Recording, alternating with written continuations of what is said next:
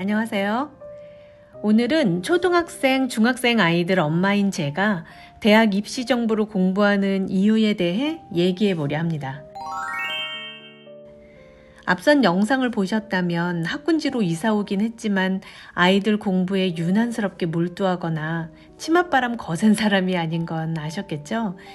네, 어디까지나 우리 아이들의 행복에 초점이 맞춰져 있다는 거 잊지 말고 들어주세요. 그럼 시작해 보겠습니다. 입시 정보를 공부하기 시작한 계기는 첫째가 초등학교 5학년 말에 한 선포 때문이었는데요. 바로 시험 봐서 들어가는 고등학교를 가고 싶다는 거였죠. 느닷없이 고등학교 입시를 치르겠다고 하니 좀 당황스럽더라고요. 4학년 때까지만 해도 학교에서 영재원 공문이 나와서 도전해보겠냐 하고 물어보면 내가 영재도 아닌데 거길 왜 가겠어요 했던 아이였기 때문에 고등 입시를 치르겠다는 말이 선포라고 느껴졌었습니다. 중학생인 현재는 서울대 과학영재교육원을 다니고 있는데 그럼 지금은 영재가 된 것이냐고요? 객관적으로 그런 건 아닌 것 같습니다. 영재 교육을 받으러 간 거죠. 학원 도움 없이 어떤 노력을 해서 대학 부설 영재원에 합격했는지는 다른 영상으로 말씀드릴게요. 다시 하던 이야기로 돌아가서 아이의 말을 듣고 고등학교 입시를 위한 정보를 찾기 시작했답니다. 와, 새로운 세상이 열리더라고요. 사실 첫 아이를 늦게 낳은 저는 전설의 학력고사 세대거든요. 수능으로 바뀌고 30년의 세월이 흐르면서 입시는 말도 못하게 복잡해졌더라고요. 정말 처음엔 용어조차 알아듣기 힘들었습니다. 고등학교 입시를 챙겨보자니 대입을 알아야겠더라고요. 워낙에 한 곳을 파면 깊게 파서 주렁주렁 달린 고구마를 캐내야 하는 성격이긴 합니다. 현재 중학교 1학년인 아이들이 고등학교에 들어가는 2025년은 고교 학점제가 시행되는 첫 해잖아요. 이 아이들이 대입을 치를 2028년엔 또 새로운 대입 제도가 도입되는 첫 해이고요. 아무도 가보지 않은 길을 아이도 부모도 가야 하는 상황인 거죠. 그 어떤 제도로 바뀐다고 해도 국영수 열심히 해놓으면 다 된다는 건 우리 어른들은 다 알잖아요. 근데 입시를 공부해 볼수록 말이죠. 공부만 열심히 해서 성적은 좋은데 입시 제도를 잘 몰라서 원하는 곳을 못 가는 아이들이 의외로 많더라고요.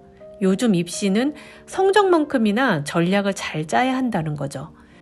아이의 성적에서 표준 점수가 좋으면 그 표점을 반영하는 학교로 지원하는 것이 좋고 100분위가 더 좋다면 그런 학교로 계획을 세워서 좀 더 상위 학교로도 지원이 가능하거든요. 그래서 입시 공부를 할 필요가 있는데요. 입시 공부라는 것이 꼭 대입의 수시와 정시에 대한 것만은 아니랍니다.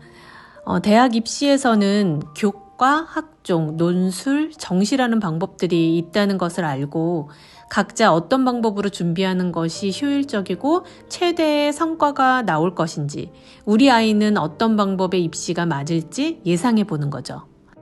물론 그때그때마다 바뀌는 아이를 잘 파악하는 것이 중요할 테고요. 그렇게 대학 입시를 파악하고 내신 준비는 어떻게 할 것인지, 학종은 어떻게 챙길 것인지, 어느 시점에 어떤 기준으로 수시와 정시를 선택할 것인지를 그려보면서 고등 3년을 어떻게 계획해야겠구나를 대략 설계할 수 있는 거죠.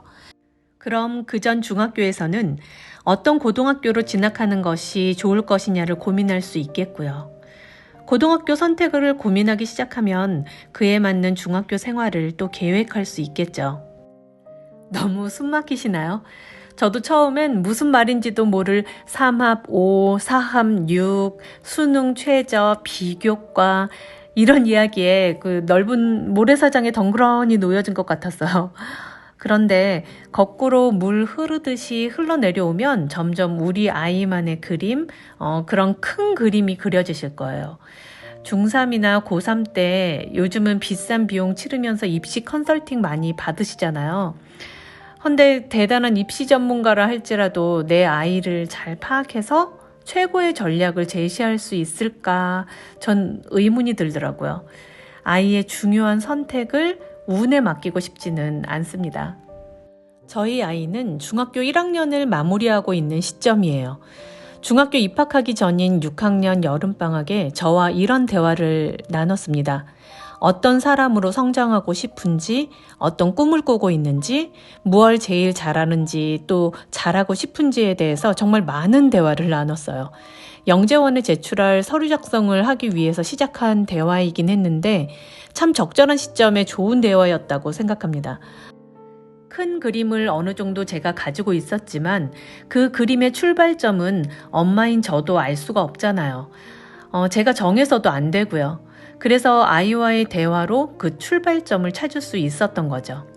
그러면서 아이도 어떤 방향성을 가지고 학교 생활과 공부를 해 나가야 하는지 인지한 상태에서 입학을 했답니다.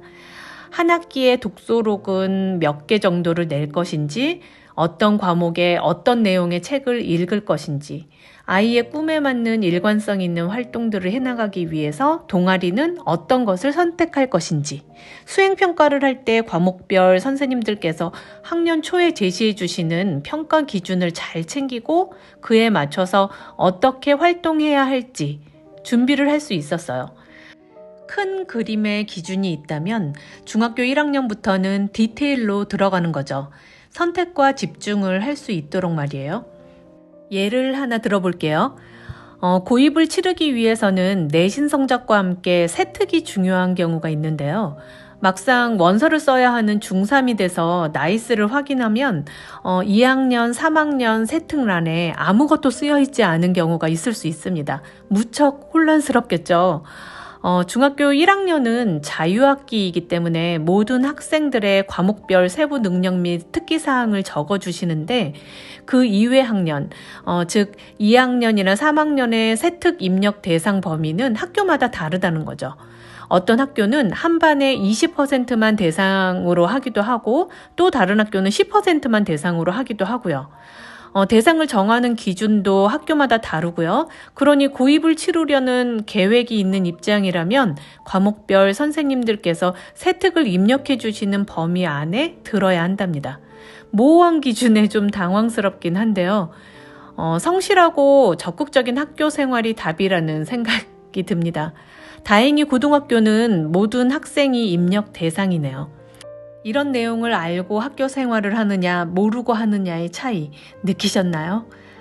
지나고 보니 중학교 생활 출발을 잘했다는 생각이 들어서 이렇게 말씀드려 봅니다. 사실 대학을 이미 보낸 엄마도 아니고 교육계에 오래 몸담고 있는 사람도 아니고요. 중고교를 보내면서 아이가 어떤 변화무쌍한 일을 겪을지 아직 전혀 모르는 그저 겸손하기만 해야 하는 중1 엄마이긴 합니다. 그래도 첫째를 초등에서 중등으로 보내면서 그리고 입시 공부를 좀 빡세게 해보면서 둘째를 교육하는데 많은 변화가 있었어요. 첫째에게 조금 미안한 점도 생겼고요. 그래서 저보다 한 발짝 뒤에 걸어오시는 분들에게 제가 공부한 부분을 공유해보고자 하는 거랍니다. 저희 둘째를 위한 생각의 정리이기도 하고요. 아이들에게 바라는 저의 목표가 꼭 좋은 대학, 멋진 취직만은 아니에요. 제 교육 철학은 언제나 확고한데요. 자기 자신을 잘 알고 스스로 생각할 줄 알아서 인생을 재미나게 꾸려나가는 사람이 되었으면 하는 것. 그러면서 무조건 행복했으면 하는 것. 이런 거예요. 이런 대원칙을 지켜나가기 위해서는 우선 아이들의 발등에 떨어진 단기 과제를 잘 헤쳐나가고 싶었어요. 바로 학습에 대해 생각을 하게 된 겁니다. 마음 다치지 않고 챙겨가면서 할 수 있는 학습 말이죠. 여기서 꼭 지키셔야 할 것이 있는데요. 반드시 아이가 앞서고 우린 뒤따라가야 한다는 겁니다. 반드시요. 좀 더 자유 영혼인 둘째는 공부가 아닌 다른 방향으로 가겠다 할 수도 있는데 그때도 마찬가지로 공부해서 알아보고 뒤따라 가줄 겁니다. 이런 과정을 아이와 부모가 함께 해나가면 아이는 새로운 학교 생활에서 안정감을 빨리 찾을 수 있고 부모를 잔소리꾼이 아닌 든든한 지원군으로 인식하는 것 같았습니다. 어렵게 생각하실 것 없어요. 우선 아이 학교 홈페이지 먼저 둘러보시고 이 알림이 잘 챙겨보시면서 나이스에 기재되어 있는 내용도 꼼꼼히 확인해 보시고요. 아이의 장단점도 파악할 수 있으니까요. 학교 알림이, 대학 알림이 천천히 둘러보시면서 그렇게 시작하시면 된답니다. 아이들과 훈훈한 한 팀이 되셔서 효율적이고 좀 더 편한 공부할 수 있도록 도와주시길 바라면서 오늘은 여기까지 하겠습니다.